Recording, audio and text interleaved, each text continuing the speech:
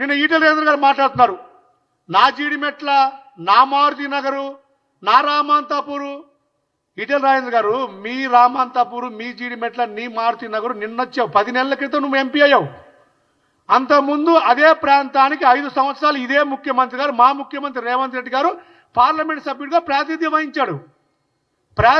వహించాడు కాబట్టి ఆ ప్రాంత ప్రజల కష్టాలు, ప్రాబ్లమ్స్, కాలుష్యం అంతా తెలుసు కాబట్టి మూసీ ప్రక్షాళన చేస్తే, మూసీని పునరుజ్జీవం చేస్తే ఈ హైదరాబాద్ నగరానికి ఒక పునరుజ్జీవం వస్తుంది, ఒక ఢిల్లీలా కాకుండా ఉంటుంది అని ఆయన ప్రయత్నాన్ని సహకరించండి.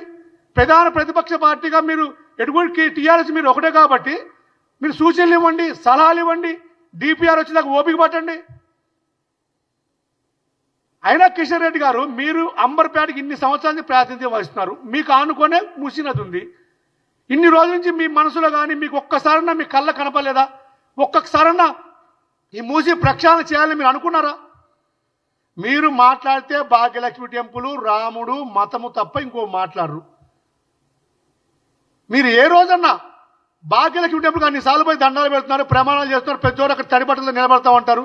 మరి భాగ్యలక్ష్మి టెంపుల్కి వెళ్ళేటప్పుడు అదే దారిలో వెళ్తా మూసీకి ఇంత కంపు కొడుతుంది, ఈ ప్రజలు ఎలా బతుకుతున్నారు అని ఒక ప్రజాప్రతినిధిగా, ఒక రాజకీయ నాయకుడిగా, చిన్న వయసు నుంచి అంబర్పేటలో పెరిగిన వ్యక్తి ఒక్కసారి ఒక్క క్షణం ఆలోచించారా? మీరు ఆలోచించకపోగా ఈ ప్రజాప్రభుత్వం ఆలోచించి నిర్ణయం తీసుకొని ఏదన్నా చేద్దామంటే కాళ్ళల్లో కర్రలు పెడుతున్నారు, కాళ్ళల్లో కట్టలు పెడుతున్నారు. మీరు చెప్తారు కదా, మీరే చెప్తారు స్పష్టంగా నమో గంగాను చూసి నేర్చుకోండి అని. అంటే గుజరాత్లో డెవలప్మెంట్ కావచ్చు కానీ తెలంగాణలో డెవలప్మెంట్ కావద్దు. గుజరాత్లో నదులు మంచిగా కావచ్చు, తెలంగాణలో కావద్దు. ఇది ఎక్కడ పక్షపాతం? మీరు 8 మంది ఎంపీలు గెలిచారు టీఆర్ఎస్ సహకారంతో.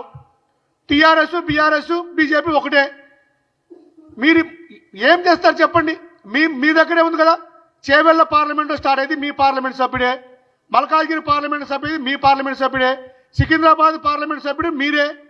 మీ 3 పార్లమెంట్లు మీవే. ఎక్కువ ప్రధానంగా మీ పార్లమెంట్ నియోజకవర్గాలని ఈ నది ప్రవహిస్తుంది. ఈ నది ప్రక్షాళనకి మీ వంతు సాయం ఏం చేస్తారు? మీ వంతు సహకారం ఏం చేస్తారు? మీరు కేంద్ర ప్రభుత్వం ఎన్ని నిధులు చేస్తారు? ఈ ప్రజలకు ఏ విధంగా ఉపయోగపడతారు? అది చెప్పకుండా అది చేస్తారు, ఇది చేస్తారు, వేల ఎకరాలు దోచుకుంటారు, లక్షల కోట్ల రూపాయలు ఖర్చు పెడతారు. ఎవరు చెప్పారు మీకు ఇవన్నీ? ఈ అబద్ధాలన్నీ ప్రచారం ఎలా చేస్తారు మీరు? ఇవి ఆధారం లేని ఆరోపణలు కదా. కిషన్ రెడ్డి గారు విజ్ఞతతో ఆలోచించాలి.